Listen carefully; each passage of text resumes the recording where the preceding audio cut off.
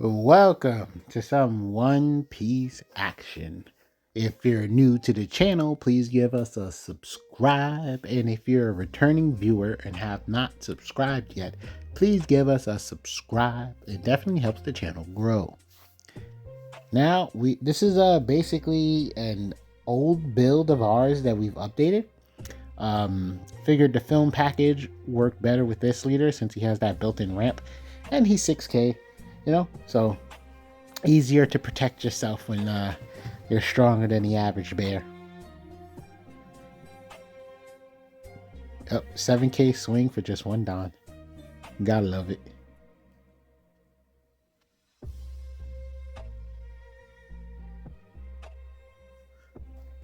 So essentially the film cards are bad, but not in totality. They pretty much came out with no good quality ramp source. They don't have a stage card, which they probably should, right? Imagine some interesting generic stage card called the studio or something. That would be hilarious. Obviously, it has to relate to what's happening in the movie, but imagine if film had like a universal stage card that could be used. Anyway, so yeah, the cards had like weird issues, right? So like look at Gil Tesoro. Gil Tesoro is worth his weight in gold. Problem is staying on the board. Staying on the board is difficult, at least during the time he came out. And protecting him was difficult. And it sounds funny, right? 6K character should be easier to protect than the 5K characters, blah blah blah, right? I mean, we see 6K leaders be so tanky, but it's just play style, right? We have a better understanding of the game now than we did back then, and there's better cards available. So yeah, outside of keeping Gil Tesoro on the board because it was just so easy, this Jet Pistol ran rampant back then. Playing 4 Jet Pistols, like it was rampant back then. Now it's just like, Black Deck. Black Decks is just ridiculous. But you swing, you eat 2 Don. That was also a hazard. Ramping wasn't what it is now, so it was hard to maintain your Don count. And the film cards, like, come on, Iron is not keeping you in the game. I mean, it helps you get to 10, but it's not keeping you in the game. That other card that you have to chuck a card, you got to be down, right? You got to be down by 2, and then you got to chuck a film card, and you got to rest the character. It's all absurd and insane just to get yourself back in the game. No. Douglas Bullet, boom. Douglas Bullet, strong card, but it eats up 4 Don, and it's harder to survive when you're eating 4 Don. When you're eating 2 Don, it's easy because once you're at 10 Don state, you're good. You eat 4, you're going back 2 turns if it's mid game, or 1 turn if it's late game, and it's difficult. Like look at Z, right? Probably can never be a decent leader simply because he eats 4 Don. But if he ate 3 Don, if these cards only ate 3 Don, all you gotta do is ramp once, and you're back in the game. You just managed to even out. So it's just all interesting. But yeah, it stops these cards from being playable. And Douglas Bullet also had problems sticking on the board. And you might think to yourself, 10K character having a problem sticking on the board? Well, it was some weird times back then. What we know now is not what we knew back then. So it just felt too comfortable taking these characters off the board.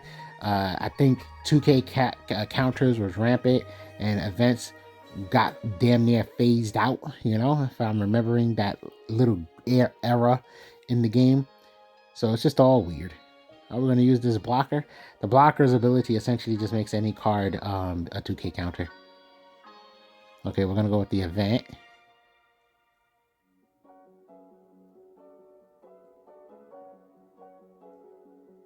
And we trash in Bon Clay. So, 10K swing. Okay, we just go for the block. They didn't get to use the ability, but hey, that's fine. Yeah, so that blocker is pretty cool because turning any card into a 2K counter essentially and being a 6K leader is all fantastic.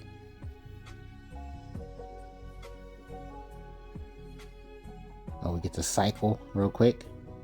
No need for Douglas Bullet in this matchup. Plus, we got our 10 drop, so that's great.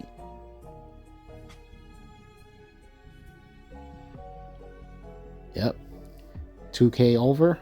2K over is just a great number. It eats up so much cards out of the hand. And we got 2 more attacks, so they know they're not really going to be able to keep that an L. And this is where it just becomes a tough decision. Okay, they chose to keep it. Losing a lot of cards from hand, but that's fine. See? Attack again. Now this is the point where you're like, damn.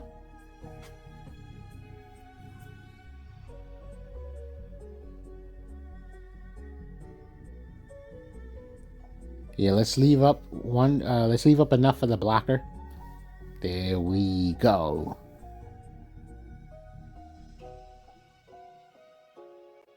So yeah, so film with decent ramping, or some sort of continuous ramping source, completely playable. It's a completely playable deck. Luffy making it look good. Oh, we got the freeze. Cool, whatever. It stops us from gaining more value off of our Guilt of Sorrow. All right, to continue touching base with what I was saying earlier. Yeah, a lot of cards, sadly, wasn't really seeing the play that they deserve to see simply because, that Shanks is just, ooh. Seeing the play that they deserve to see because they just couldn't stay on the board, right? And it's just like mentality. It's like whether it was defending it, understandable. So whether it was defending it or just getting to use it, right? That's why on-play effects are so strong and effective. It's like, even if you take it off the board, I already got the value that I was looking for at least, right? Being able to swing is a luxury. It's a plus. But I miss the days of when attacking effects being super relevant. And I mean super relevant. I don't mean, you still see it. No, I mean super relevant. I kind of low-key feel like that should have been the way of the game, right? Where on-play effects are reasonable, not too overwhelming, and then when attacking, because it's a turn to set up. So I think that's a good balance window. It allows green to make a good play, rest the character, attack it. It allows blue to bounce it back, because bouncing, thanks to on-play effects, bouncing wasn't really effective. But now that lots of things exist and lots of things have helped balance out the meta, we got to see some bouncing be effective. But look at all the bounce cards, and the only thing we're worried about is that law that bounces, when you think about it. So bouncing, to be honest, in my humble opinion, isn't where it needs to be in terms of like scary effectiveness. I think in like every other game, it was, you don't want your cards bounced, but in this game, it's like, oh yeah, I'm gonna just play this card again. Thank you. Anyway, that's just how I feel, right? I can't remember what this leader does. They said GG. Maybe their hand is bad. I can't remember what Sugar does. It does something. Oh, snap. They got our Bon Clay off the board.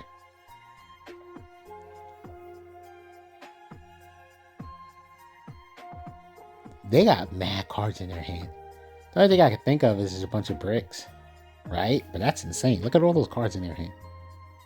Ooh, 10K swing. Low key, they'll probably just better leaving it active. You got a develop board. Okay. That's crazy.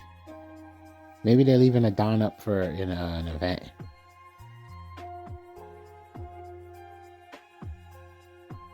GGG, so cringe. Why they didn't ban it? Because it's leader locked. That's like how it's supposed to be. Oh wow, we got rid of a 2K to keep the Guilt of Sorrow, I'm guessing.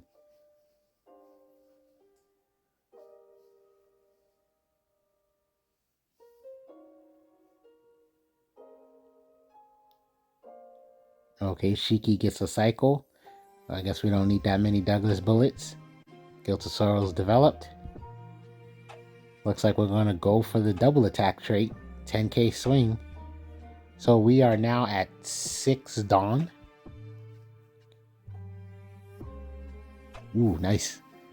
So now we're at 7. Sadly, we're 1 shy from our leader ability. This is, yeah, I was going to say that's going to be difficult to stop. And that should be relatively easy.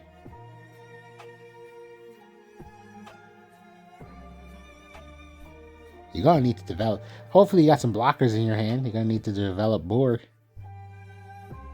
Luffy should just be attacking Douglas Bullet, I guess. Oh no, we're going for life. Well, you know what? Maybe, yeah, that makes sense. Because at least if you can... there's too many blockers. No, yeah, there's too many. We got 2 blockers. And we technically had enough counter power. You need some blockers on the board. 7k swing. The power of a 6k leader. That's just 1 card. So we have access to our leader ability.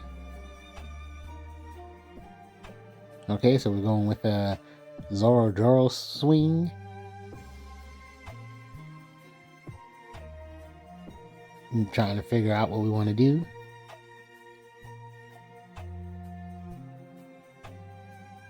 Giltosoro swings, eat 2 Don, draw 2 cards.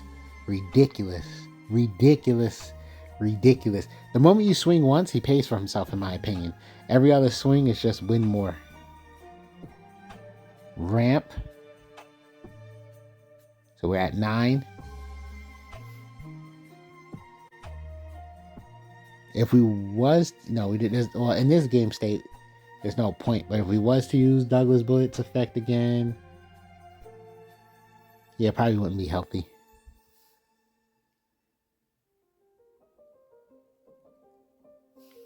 But yeah, the leader ability slows the bleeding.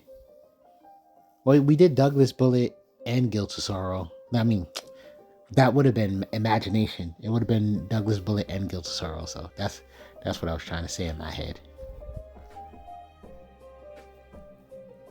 So if it was just Douglas Bullet by itself,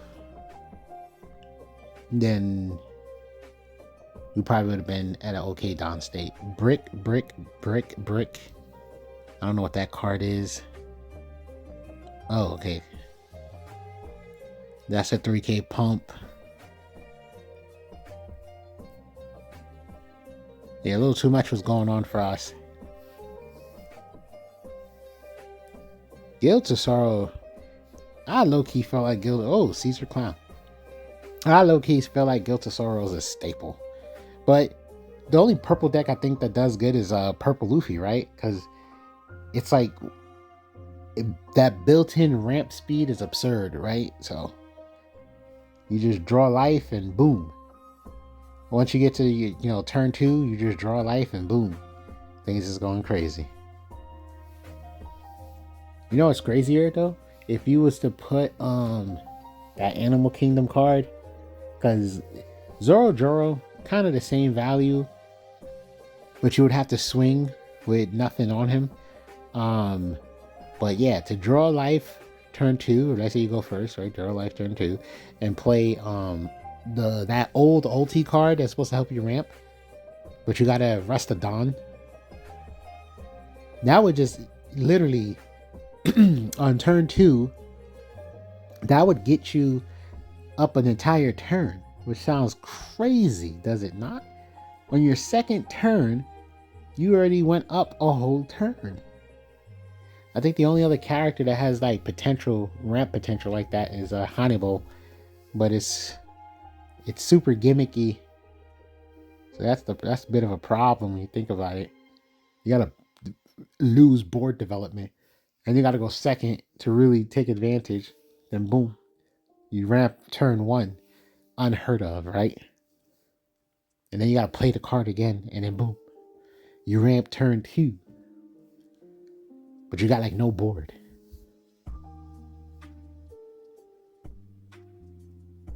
And then what do you call it? If you had like a Bon Clay, then you will play that ramp on turn 2, then play the 2-drop, then bounce it, ramp again. So 3 Dawn total, 3 free Dawn total. And you say that this I'm talking about Heimbo. I, I don't know what this deck does, so forgive me. I'm not wise yet to these new leaders. But I'm over here just doing hypothetical Dawn ramping.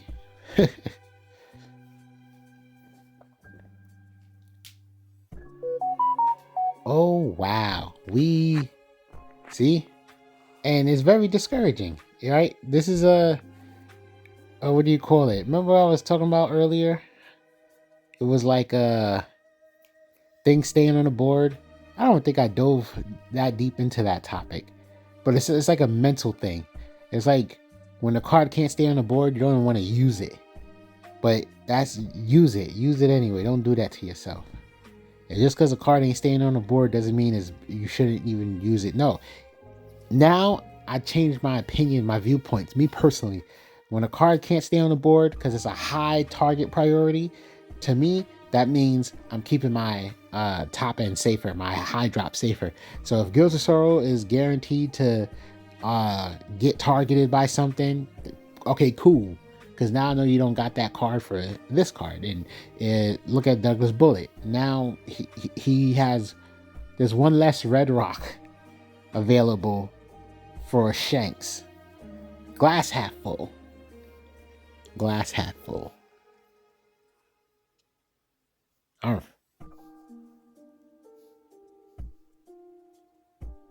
Yeah, Caesar Clown is fighting us. What the heck? Yep. Yep. That's just how it was back in the day. Can't keep it on the board to use it. Don't want to use it. Ugh.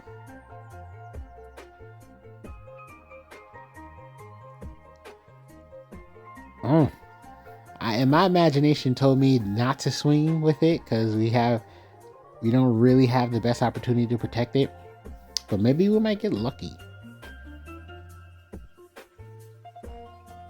Because respectfully, if they like put all 10 Dawn on Ben Beckman and swing, we're losing the Shanks. And we're losing the game. Well, maybe not. Because they need blockers. So they're in trouble no matter what. They need to develop blockers.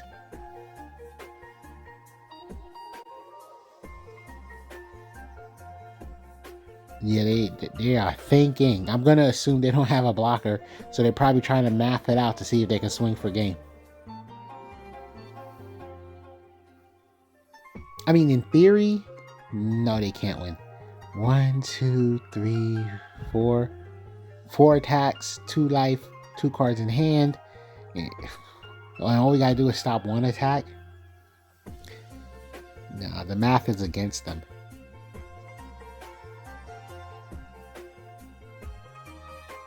Yep.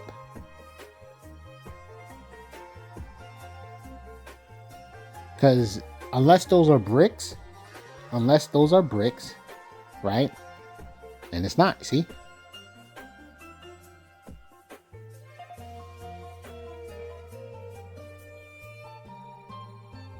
Yeah, we can just essentially counter out of things. Well, thanks for watching. Hope this was fun. I think it's fun.